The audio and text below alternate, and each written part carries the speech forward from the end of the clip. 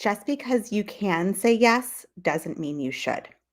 Hi, everyone. I am Dr. Santina or Tina Wheat. I am a family physician, an academic leader, and a career and life coach dedicated to helping healthcare workers rediscover their purpose so they can increase their balance and joy both in life and at home or in their careers. Excuse me.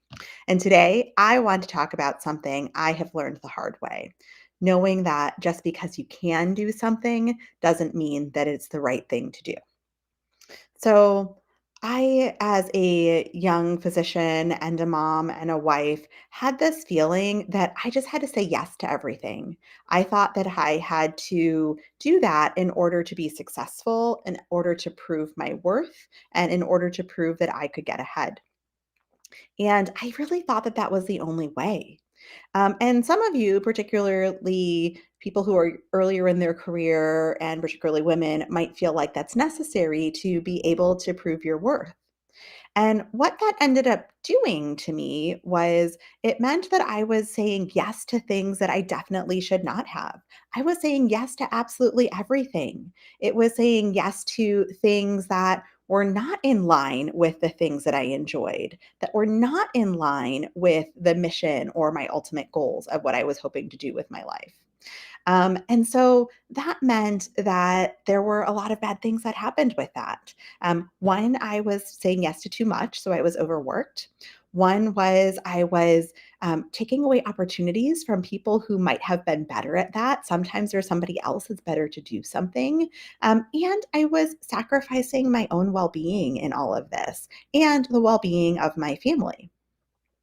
And so I realized when I was coming out of burnout that this was absolutely something that had to change. And this was something that was really hard for me to change, but was crucial. And so the first thing that I think is it's crucial to identify what your mission and purpose is. And I have talked about that before. And I think that's crucial because it helps you align with the things that are most important to you. And once you're able to do that, it is easier to ask yourself the clarifying questions. And so I want to share some things that I now ask myself before I say yes to something. And so some of those questions are firstly, does this align with my purpose and values? And I just mentioned that I think it's important to have a mission and a purpose. And once you've done that, that makes that step so much easier because you can just hold it next to whatever your mission is. The next question to ask yourself is, do I have the energy to do this? And do I have the capacity to do this? So it's not just about are you interested in it, but do you actually have the ability to at that moment in time? Or are you drained and doing too much else? Another really important question is there someone else who is better suited to doing this? And that could be two things. There could be someone that is better at doing that. And there could be someone else who really is looking for the opportunity to grow and develop in something that you don't really need to do. And so those three questions really help me think through should I say yes to this or not?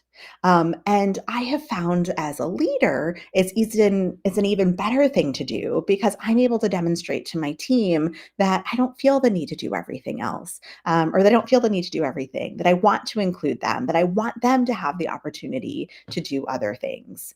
It also allowed me to focus on the things that are more in line with the things that I'm excited about that rejuvenate me and bring me more joy.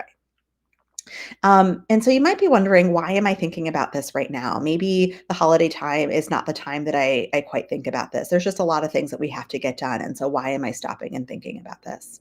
And the truth is, I thought about this when my daughter was frustrated with me last week because my husband and I went to a social event at work.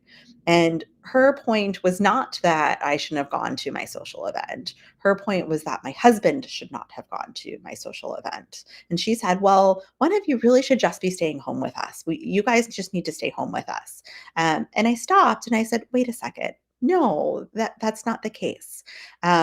It is important for mom and dad to go out with each other. It is important for mom and dad to support each other in their work events. And it's important for mom and dad to have fun without our girls. And she looked at me and she was sort of frustrated. But I thought it was really important to share with her that sure, we could have done that. I could have gone all by myself. My husband could have stayed home, but it was important to us that we said yes to the time of being together.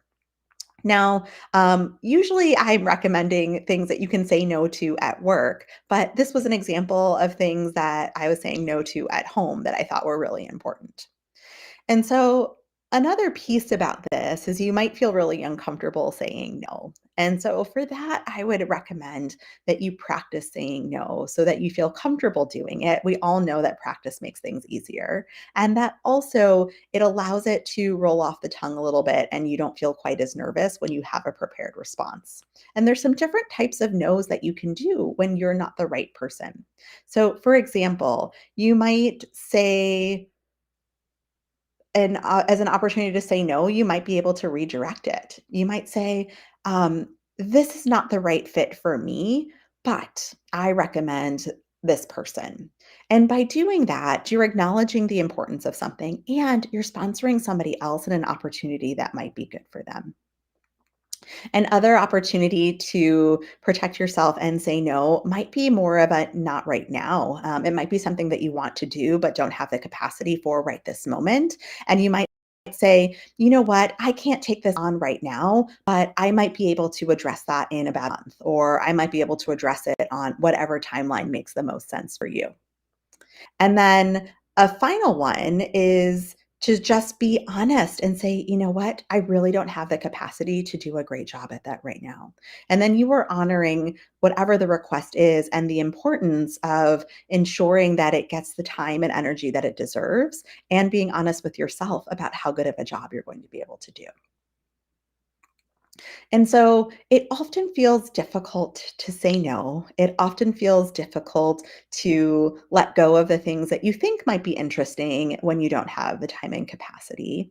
And I just want to remind you that by doing it, by saying no sometimes, by protecting yourself, you are really providing a strong sense of self respect. And it really allows you to have greater authenticity in how you show up. It allows you to have more energy in how you show up every day. And that allows you to be better both at home and at work. It also allows you to model healthy boundaries for those who you work with, those who you're mentoring. And for me, in my house, for honoring or demonstrating for my children how to have boundaries. And then also by demonstrating that you're really thinking about your capacity and showing up in a way that has enough energy, it also allows you to strengthen your relationships and your commitments. Okay, I hope that was helpful for you. And I want you to think about right now, what is it that you are doing right now just because you can and not because you truly need to? Is there something that you can encourage somebody else to do? Is there something that you can just say not right now to, or say, no, that's not for me? So I hope you'll drop a comment and share that with me. And then I want you to think about if you are ready to prioritize your purpose and reclaim your joy, feel free to schedule a free call with me so we can talk about how coaching might be able to help you say yes to you and no to burnout. The link is in my bio, and you can also find it on my website at www.santinawheat.com.